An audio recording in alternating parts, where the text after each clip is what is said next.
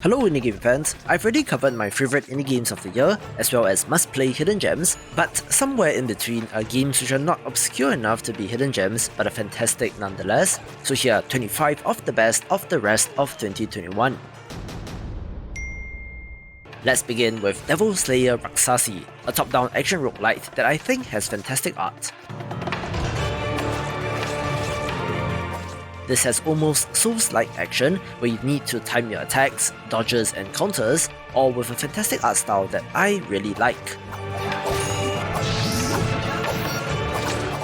While pure top-down entries are not usually my favourite perspective, I do think that it works for this game, with a nice variety of enemies, bosses, playable characters, weapon varieties and relics, which makes this one for fans of the genre.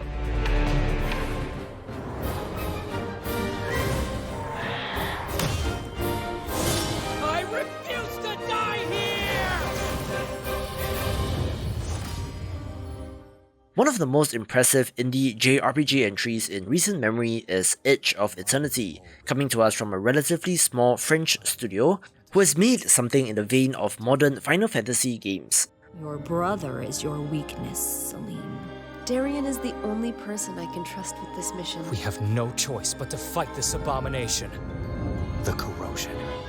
However, I do want to set expectations right, since it does have its share of rough edges, where you may see why early access is not great for this genre, since the story and plot is a little incoherent. But that might also be related to translation and localization issues. Come and get me! This is nothing we can't handle. Follow my lead and we'll get through this! However, the combat system is pretty good, adding in a positioning element on a hex grid with some pretty graphics as well, so if you love JRPGs like me, do give this a look. Yes! What kind of hope is this? The only kind we have.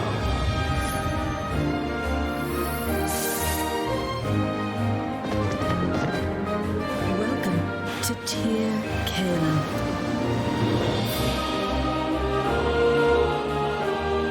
You're not alone, Darien. We can hold hands if you want.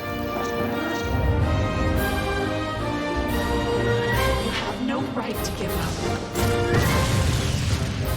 This is the story of what we have sacrificed.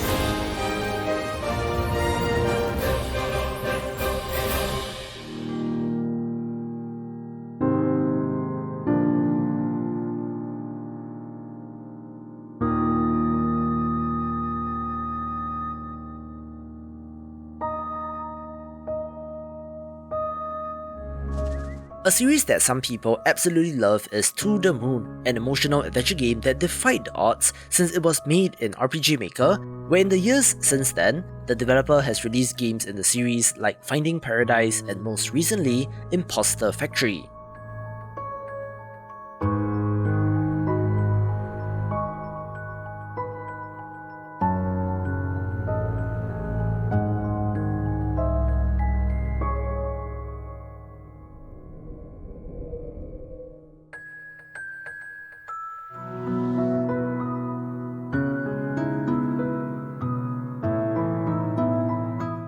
If you played the other games, you will know what to expect, since it is a very narrative-heavy title that is light on puzzles, but will certainly tug at your heartstrings and perhaps make you cry.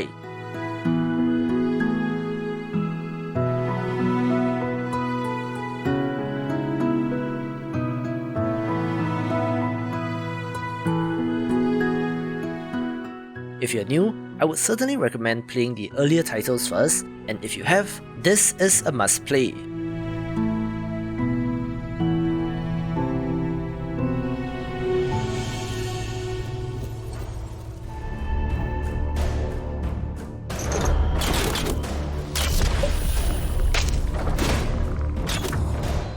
I've mentioned Banners of Ruin a number of times since this game is Game of Thrones meets Redwall meets Slay the Spire and Darkest Dungeon, where I have talked about this game many times on the channel, which warrants giving it a spot.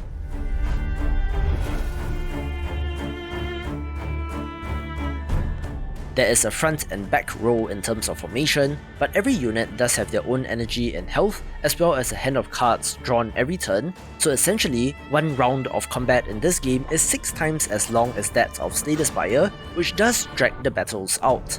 The difficulty is also pretty punishing, but with plenty of unlocks for each type of animal, gives it a compelling gameplay loop.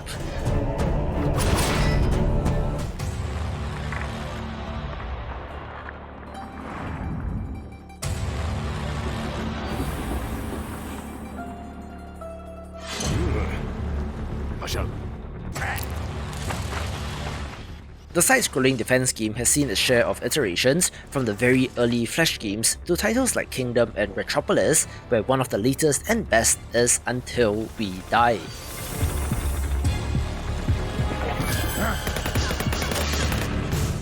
This is a pixel art entry set in the post-apocalypse, where you have to gather a band of survivors, fortify and defend your base in the subway against oncoming hordes of mutants.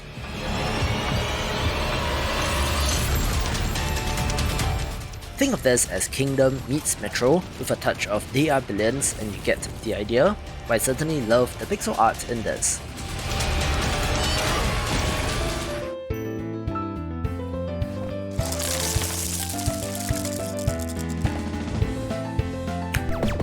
An excellent title that you might have missed is Pureya, a minigame collection that is like WarioWare or Rhythm Heaven, where the game switches between minigames every 10 seconds.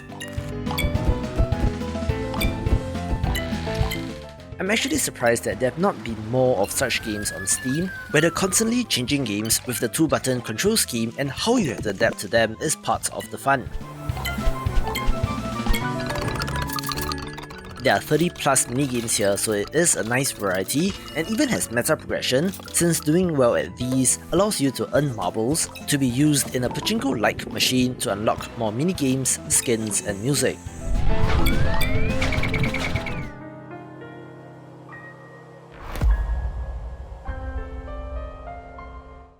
The Fire Emblem series of tactical RPGs is one of my favourites, dating back to the GBA era, which, unfortunately, is a double-edged sword since it is a Nintendo platform exclusive, so I've been waiting for a great indie alternative and may have just found it with Dark Deity. This is pretty much Fire Emblem in all but name, as you lead a band of students from a military academy thrust into war, having to find your own path amidst the chaos. There are more than 30 playable characters, 54 classes to specialize in, hundreds of weapons and spells, and even relationships and bonding between characters on the battlefield, and that's just the gameplay portion, where the pixel art visuals on the combat screen and zoom-ins during attacks are very similar as well, providing an excellent alternative on PC for this genre.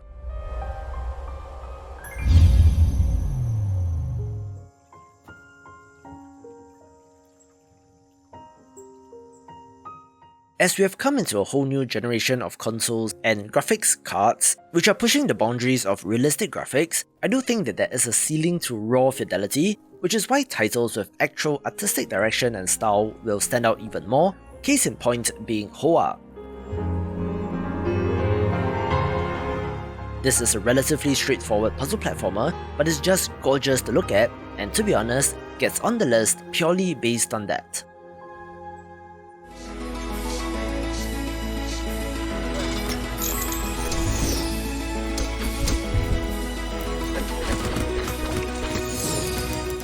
Rogue Heroes Ruins of Tasos is essentially a roguelite linked to the past, and while many action roguelites have laid claim to that title, this game perhaps comes the closest, but then adds a twist with multiplayer support and a village building system.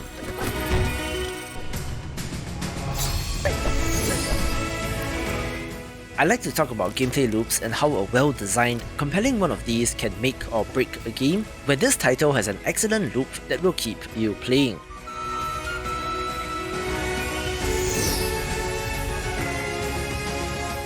Venture into dungeons to get loot and currency to upgrade the town, to unlock vendors and upgrades, to adventure in more dungeons and to get more loot and so on, adding in fishing and farming elements as well, with great Zelda-style action that is certainly best with friends.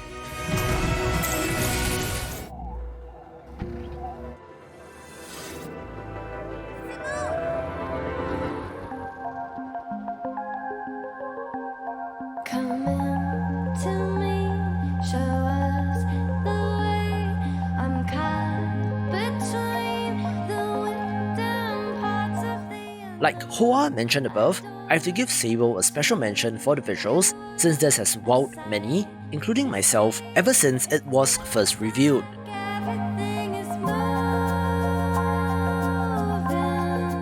You play as the titular character, going through a rite of passage known as the Gliding, speeding across deserts and ancient ruins on your hoverbike as she discovers who she truly is.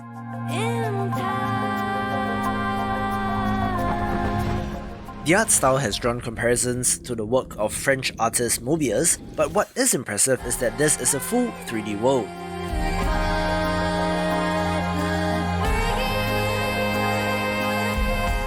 The limited frame animation of the character is like Into the Spider-Verse, which gives it a unique feel, and add to that the exploration focus without combat and the beautiful soundtrack, and you have a winner.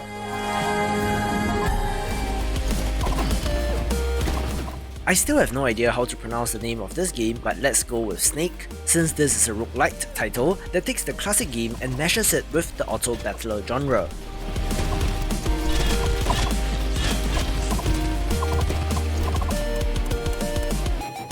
You're essentially controlling a snake-like creature moving around the world, being a representation of different hero characters moving around in a line, each with their own attacks, passives and special abilities, where heroes of the same class can be combined to unlock further bonuses.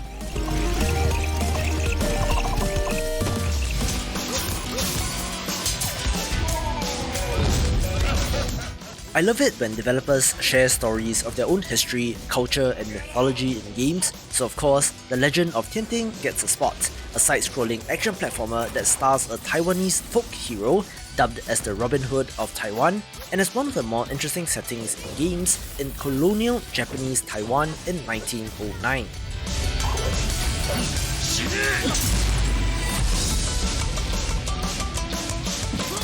You are essentially robbing the rich and giving to the poor, exposing the corruption within the city in the process.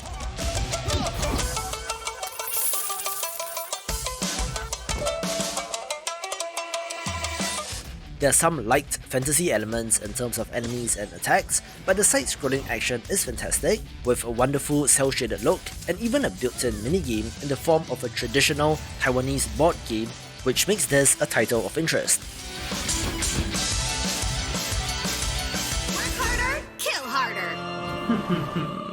Let's get to work!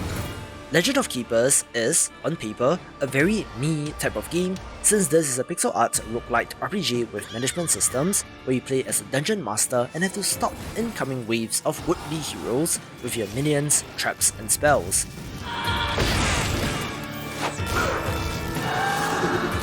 Don't get me wrong, I do like this game since it does check many of the boxes that I look for in games and has appeared in my video highlighting the best games like Darkest Dungeon. This developer has continued to support this with both free and paid DLC, with even more to come, so I see people sticking with this title for quite a while.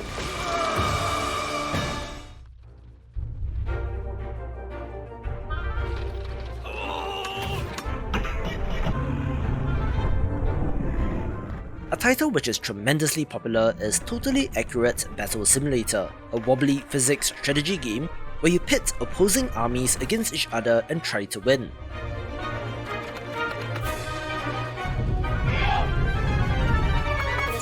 While it looks silly and is in many ways, there's actually strategic depth in this depending on your army composition, whether you want to fill your ranks with hoplites, mammoths, halflings, catapults, vikings and the like, where every single new unit unlocked was a joy.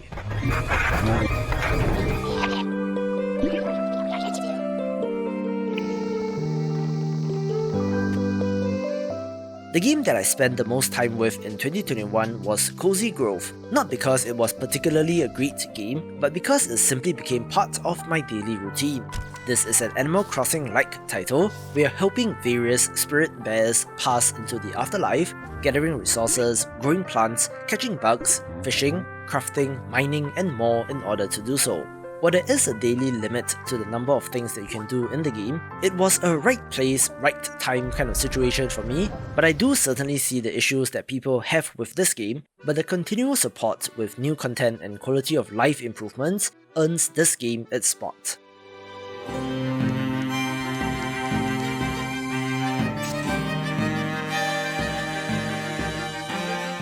let's kick off the top 10 with Wildermyth, a title that many of you have brought up in my Game of the Year video asking where it was, and in a way, it is symbolic of games that appear on this list.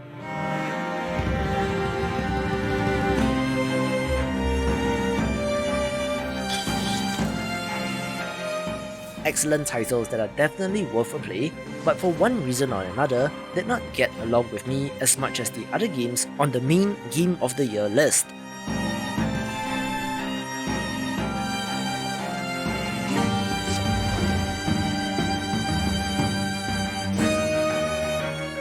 This is a myth-making tactical RPG with procedural storytelling, telling an epic tale of heroes across generations, where you're there every step of the way, from guiding a powerful warrior to watching them have kids who then go on to become adventurers in their own right.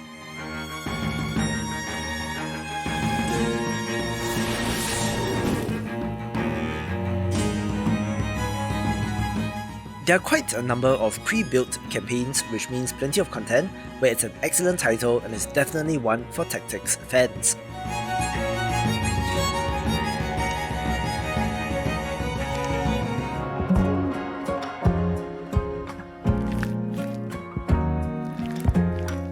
Like some of the other titles on this list, behind the frame, the finest scenery gets on the board due to the fantastic art, looking more or less like a Ghibli movie, which is very impressive work.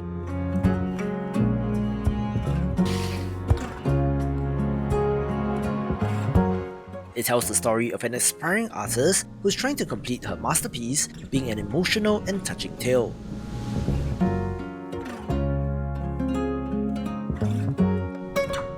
This is definitely a slice of life type of story with some impressive fantasy landscapes due to the painting theme, and is a very pleasant adventure game experience. Let me begin with a question. Would you say you know the difference between right and wrong? If even one person commits a sin here, every last one of us will die. A title that many people have been talking about is The Forgotten City, a first-person time loop adventure where you're trying to stop people in the city from sinning, since that triggers the Golden Rule, where everyone turns into golden statues and dies.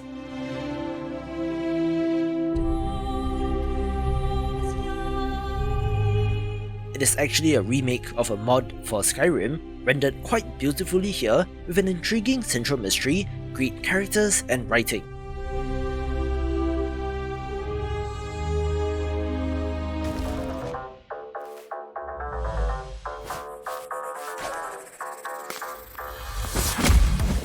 I mentioned fights in tight spaces in my recap of the best games of December, where this roguelite deck builder tactics title that combines Slay the Spire with Into the Breach is simply a must play.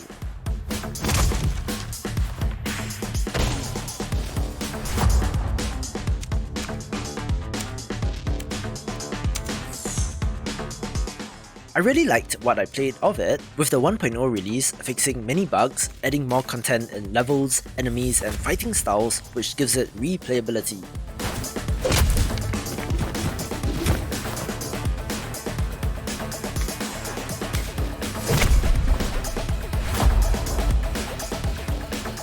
The very minimalist art is very well done as well, making this one to get.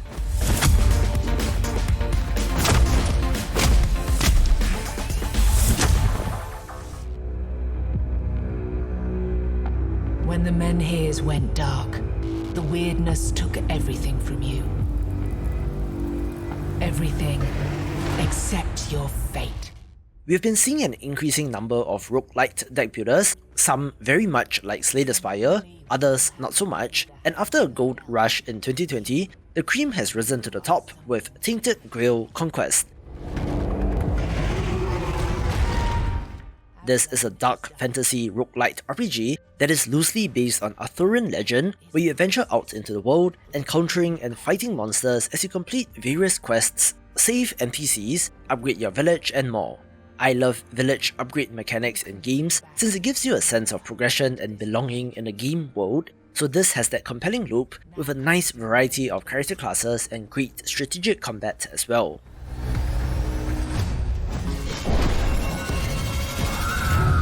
In a final act of vengeance, the old gods have unleashed a great desolation upon the world. Mankind is fading, with but a glimmer of hope.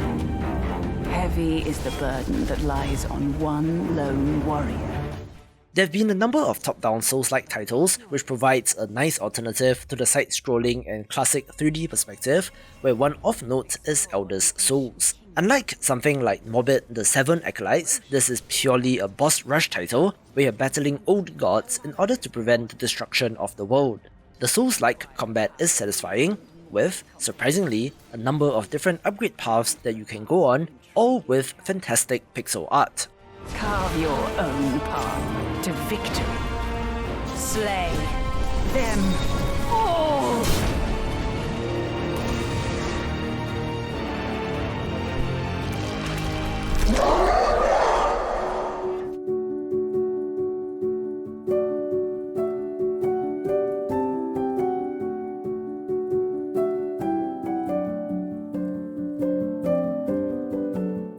An entry that might surprise some of you is Factory Town. Since this is not a side-scroller, tactics or roguelite, which are genres that I adore, but is instead a city and factory building entry.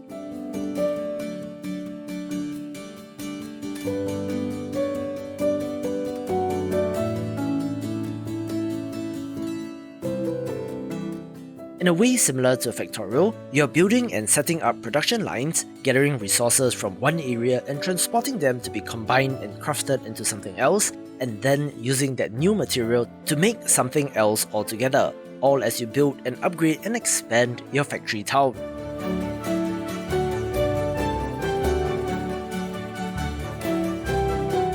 This has spent quite a while in early access, with the developer promising to tweak the game and fix bugs even post 1.0, but what is there is already great, and with no enemies or starvation to worry about, it is a relatively stress-free title to chill out to.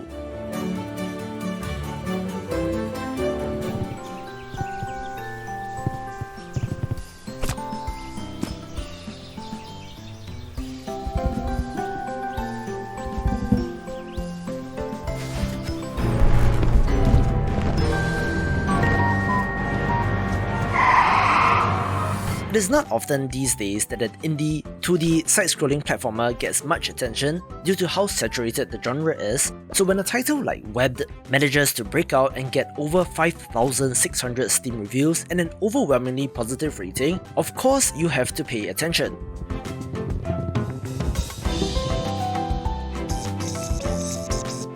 You play as an adorable spider, an oxymoron to some people, on a quest to save her boyfriend from a gigantic bird.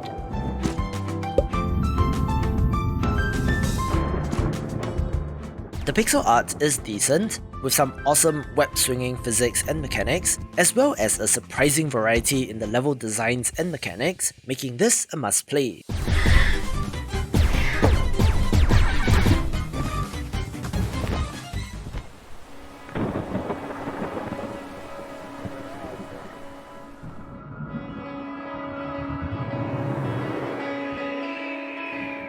My favourite game of November was Exo 1, a flight sim exploration title where you pilot a very strange alien spacecraft on a journey through space and time. This is the definition of a flow game where once you hit your stride with this, you will simply be in the zone, effortlessly navigating the world. You are able to increase the density or gravity of the craft, plummeting to the earth, and then landing on slopes and surfaces to gain momentum, launching yourself back up in the air, and then switching to a gliding mode to coast until the next slope, simply feeling great to play.